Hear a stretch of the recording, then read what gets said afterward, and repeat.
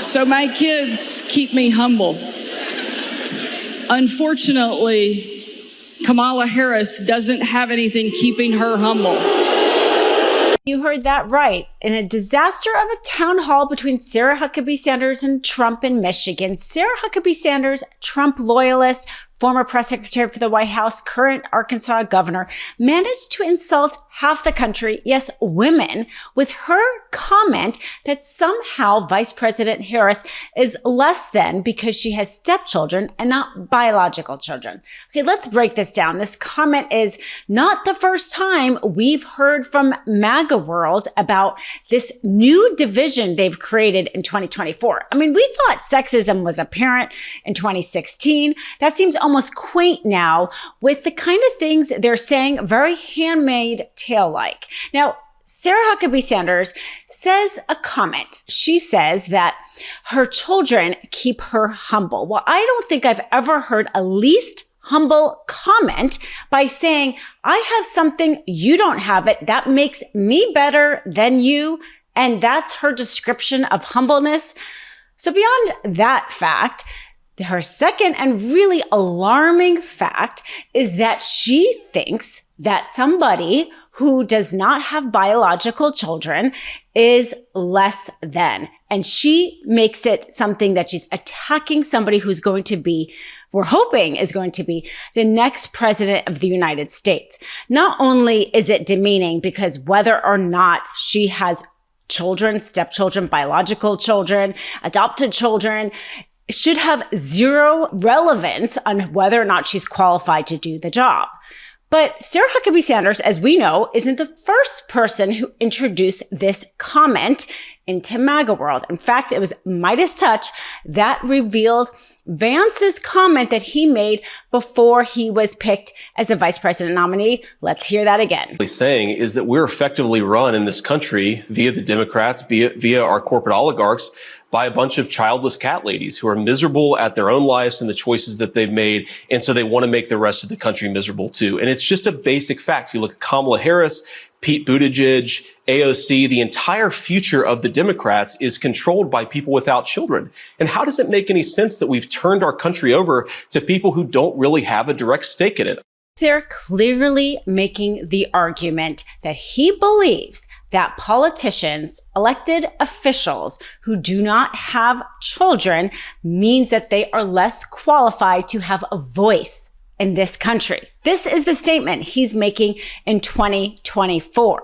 Now, in case you think that that was an old clip and he's changed his mind, his very friendly interviewer, Megyn Kelly, gives him a chance to, roll it back, apologize, explain what he really meant. Let's hear this clip. Obviously, it was a sarcastic comment. I've got nothing against cats. I've got nothing against dogs. I've got one dog at home and I love him, Megyn. But look, this is not, people are focusing so much on the sarcasm and not on the substance of what I actually said. And the substance of what I said, Megyn, I'm sorry, it's true. Fans couldn't take it back, even though they knew that this was a harmful statement. That's why she was giving him a chance to walk it back, because he is a diehard believer. He wrote the introduction to the Project 2025 book, the one that was so damaging they've had to push out the publication until after the election, because Project 2025 wants to take away freedom of choice for women across the country.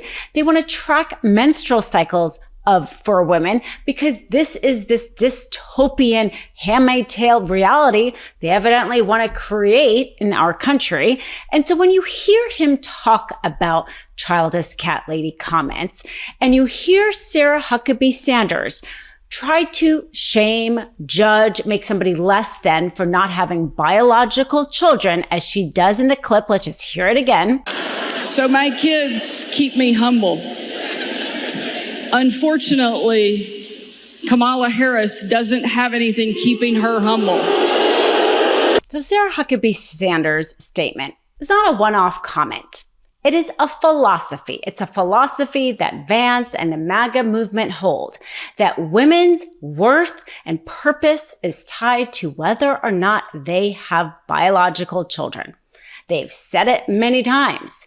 They've said that, if you don't have children, you don't have a voice, you don't have a stake. Never mind that they pay taxes, quite a bit.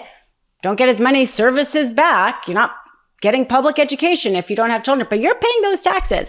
So never mind that philosophy doesn't actually make any reasonable sense and it's offensive. It's dangerous. It's dangerous because the philosophy is also tied to laws that they're changing. They're overturning Roe, the laws across the country. Idaho, women have to get air vac out of this state because doctors are afraid of performing abortions, even if they're trying to save an organ of a mother because of the strict laws there. This is where women are in this country. And so when you have people like the MAGA movement diminishing women's worth to whether or not they can procreate, you are diminishing all women. And then you are taking away the freedom of women with your laws. You are screaming how much little respect you have for women, their choices in their world, and how they live their lives. Of true karma, the most famous childless cat lady ever, Taylor Swift, endorsed Vice President Harris after Vice President Harris clearly won the debate against Trump. And she did so with a picture of her and her cat because she had heard the comments fans had been making. And she clearly was making a statement alone with that picture. As I say, a picture is worth 1,000 words.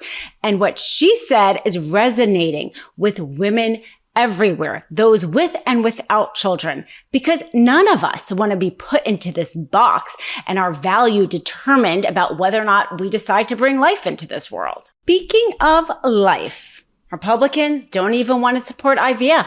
They seem to value the biological child, but don't want to help families who are having a hard time conceiving. Yet again, 44 Republicans voted no to the IVF bill proposed in the Senate, only 2 voting for the bill. So this failed yet again. So these Republicans are showing over and over and over how they want to control people's choices. They want to control your decision and they want to judge your decision of whether or not to bring life into this world. And then they want to control the process. Doesn't matter if you've been having a hard time. Doesn't matter if you need to resort to fertility treatments. They don't want to allow it. And Vance seems to think this is not going to happen in this country. And so not necessary to protect our rights around IVF. Well, Alabama did try to outlaw it. And as anybody who has ever dealt with their civil rights being stripped, they don't want that to be left to states because our states in America don't have a very good record of protecting our civil rights. So if Republicans really cared about people's choices and they supported people's choices, they would be doing everything they could to protect IVF, but they don't. They instead restrict women's discussions with their doctors around their healthcare and their body, but they deny federal protection for IVF.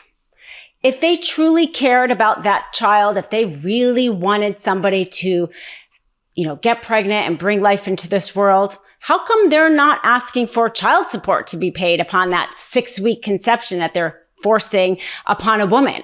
Why not start being able to be provided, government help at that time? If you are indeed forcing that woman to carry to term because you think that's right, how come you're just leaving that woman alone and no support whatsoever?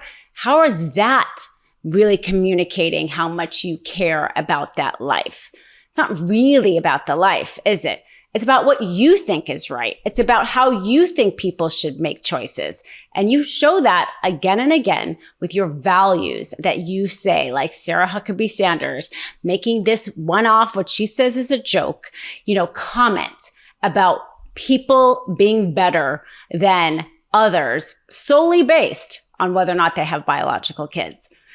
Surely the least humble statement I've heard from somebody trying to claim that they are being humbled by the very thing they're judging somebody else for. If you only talk about childless people when you need a political punching bag on right-wing podcasts, stop talking. Love this video? Make sure you stay up to date on the latest breaking news and all things Midas by signing up to the MeidasTouch newsletter at MeidasTouch.com/newsletter.